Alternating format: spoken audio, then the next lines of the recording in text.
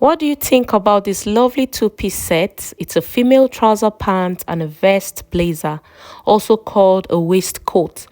My name is Monique. Welcome back to my channel. I hope you all are doing well. It's been a while. If you are new here, kindly click on the red button below to subscribe. So without further ado, let's get into these tutorials.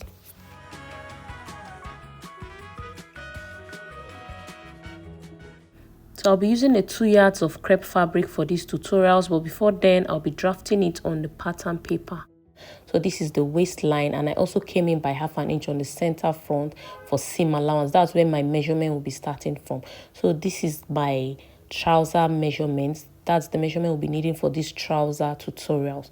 So now the first thing I'm going to do, I'm going to mark my hip circumference. So the hip is 42 divided by 4. It will give me 10.5. So I'll just mark 10.5 from this point all the way down to create like a rectangle box for the trouser. So this is where all our measurements will be taken on this box. So now the first thing I'm going to take is the waist to hip. The waist to hip is 9 inches, but I'll be using 8 inches because I'll be attaching a band on the trouser. So that is why I'm removing 1 inch from all my my vertical measurements. So the next measurement I'll take is the crotch. So to get your crotch, you divide your hip by 4. So for mine, hip divided by 4 will give me 10.5. So instead of marking the 10.5, I'm going to mark 9.5. Remember, I said I'm going to add 1 inch. I'm going to deduct 1 inch for the band. I hope you understand. So I'm going to mark the crotch here. Then the next measurement I'm going to take is the waist to knee. So for this, the waist to knee is 21 inches. But I'm also going to remove and deduct 1 inch, and I'll be left with 20 inches. So I'll mark the 20 inches here for the waist to knee. Then in waist to full length is 44 inches. Then I'll also mark 43 inches. Remember, I said I'm deducting 1 inch from all the measurement. So then I'm going to add 2 inches for seam allowance. Then I'll go ahead and mark out all the lines. So remember, I said this box is our hip circumference. So now on the crotch line, I'm going to take the round tie. So the round tie is 27 inches. Half of 27 will give me 13.5. So I'll go ahead and mark it this way. So I came down a little by 1/2 inch on this point here, on this point. So I'll just come down like so. So now after getting the round tie, I'm going to divide it into 2 equal halves. That's the round tie, and I have 6.75. So I'm going to mark it on the crotch line, on the knee line, and on the full length. So I'm marking the 6.75. Then I'll take a straight line. This line is going to become our crease line or plumb line. So the purpose of this line is to help centralize your trouser to give it a perfect and a nice effect. So now on the knee, I'm going to take the round knee circumference. So the round knee is 21. 21 divided by 2 will give us 10.5. So what I'm going to do, I'm going to divide the 10.5 again into 2. So 10.5 into 2 will give us 5.25. So I'm going to place the 5.25 on this crease line. As you can see, I placed my measuring tape on the 5.25. Then I'm going to mark the 10.5 here. So this is the 10.5 so that it will centralize and give us a perfect trouser. Then on the full length, if you are making a pencil trouser, you just take your ankle round. So let's assume your ankle round is 12 inches. 12 inches divided by 2 will give us 6. So you're going to divide the 6 again into 2. That will give us 3. So you're going to place the 3 on this center line here like I'm doing. Then you're going to mark it. But I'm not making a pencil trouser. I'm making a straight trouser. So what I have on the round knee, I'm going to place it on the full length because I'm making a straight trouser. So I'm going to place the 5.25 on this crease line. Then I'm going to mark my 10.5. I hope you understand. So I'm marking what I have on the knee length on the full length. So now this is my hip curve ruler. I'm going to mark the tie round to the knee. Then to get your waist circumference, I forgot to do that. So my waist circumference is 32. So I'm going to come in by 1/2 inch from this center point here. That's from this line. I'll come in by 1/2 inch. So remember, I created a block with my hip measurement. So it's from this hip line that I will come in by 1/2 inch and mark the waist circumference. So from this 1/2 inch, I mark the waist circumference and I have 8 inches. That is quarter of my waist. So from this point, I'll connect it to the hip line here with a slant line like this from the 1/2 inch mark. Then on this 8 inches mark, I'll also connect it to the other side of the hip like so. I'm using my hip curve ruler. Then after doing this, I'm going to connect this point. Sorry, from this point here on the knee line, I'm going to connect it to the full length. I'll be using my straight ruler. Then I'll do the same thing on the other side. From this hip line here, I'm going to connect it to this knee line. That's the knee measurement I took earlier. I'll also be using my hip curve ruler. Then I'll use a straight ruler and connect it all the way down. So this just helps you have a perfect trouser. So now the next thing I'm going to do on this angle point, that is on this angle 90, I'm going to come in by 1 inch here like this. This helps us have a perfect crotch depth, sorry, a crotch curve. So I'll just take a broken line, then I'm going to curve it like so. So I'm using a free hand to get a perfect curve. So this is our curve. So we are almost done with the front block. So the next I'm going to do, remember I came in by 1/2 inch here on the center front. So I'm going to, the 1/2 inch is going to serve as seam allowance. It's very important you mark your 1/2 inch. So I'm going to mark 1/2 inch from this point all the way down. So because I've already taken this 1/2 inch, I won't be taking it on the hip line. So I'll just pass this point here a little. From this part, I'll pass it a little. Then I'm going to continue taking it from this other side like so. So I'll continue marking the 1/2 inch all the way to the full length. So this is the only allowance we're going to add on the trouser block. This is the only allowance for sewing. It's our sewing allowance. So I'll go ahead and cut it out and show you. So this is our front trouser block. I'll be placing it on another pattern paper to cut the back panel. So the first measurement I'm going to take on the full length, I'm going to mark 2 inches here for seam allowance on the back. So I'll mark it this way and I'll stop at the knee. Then on this crotch line, I'm going to take a straight line this way. Then I'm going to mark 3 inches on the crotch line. So this is the standard measurement. So for someone with a bigger butt, you can add extra 1/2 inch to make it 3.5 inches. But for a standard measurement, just add 3 inches on the crotch line. Then on this point, I'm going to mark 2 inches. Then what I'm going to do, I'll take my ruler and I'll connect it like so. I'm going to stop here. Then I'm going to use my hip ruler to curve it from the crotch depth to this point. Then I'm going to trace it this way. Then from this point here, that's on the crotch line, I'm going to come in by 1/2 inch here. I'll come in by 1/2 inch. Then I'm going to connect it. I'll still take a broken line and connect it to meet this point. So just try and make sure you curve it properly to give it a good shape. Then I'm just going to connect the waistline like so. Then I'll come up by, you can come up by 1 or 1.5 inches. If you are making a high waist trouser, you can come up by 1.5 inches. But if you are making a normal trouser, 1 inch is perfect. So for this, I'll just mark 1 inch. Then from this 1 inch, I'm going to slant it to the waistline like so. Then on the front block, I'll also come down by 1 inch. That is on the front trouser. I'll come down by 1 inch like so. Then I'll also connect it to the exact waistline here, just like we did for the back. I'll connect it this way. So this is also not compulsory. If you're making a high waist trouser, you don't need to do this. But if you're making a normal trouser, it's important you come down by 1 inch. So I'll just trace it exactly like this, then I'll cut it out. So we added seam allowance on the back panel. So I'll go ahead and cut it out.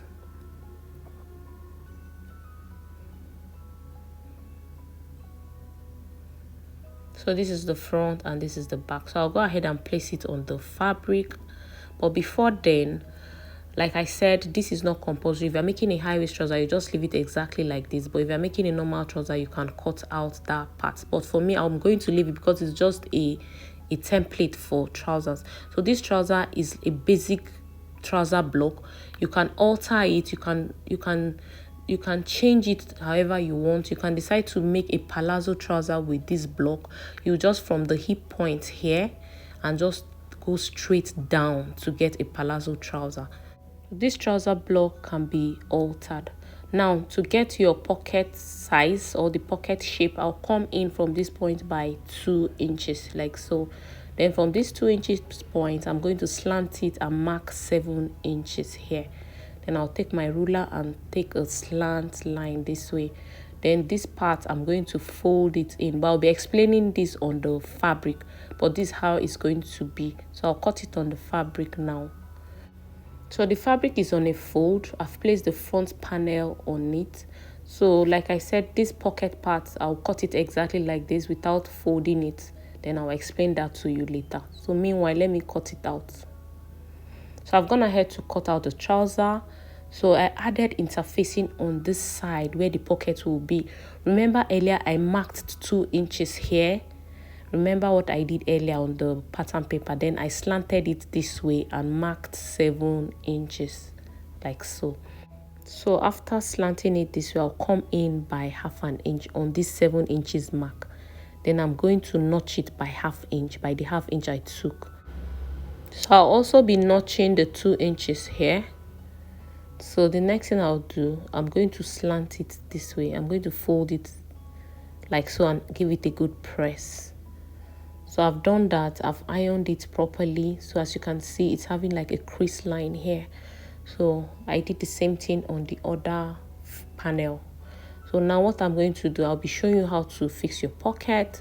So this is I've gone ahead to cut another piece of fabric on a fold. The length of the fabric is 14 inches and the width is 6.5 inches on a fold, remember. So I'm going to open it up. This is the wrong side.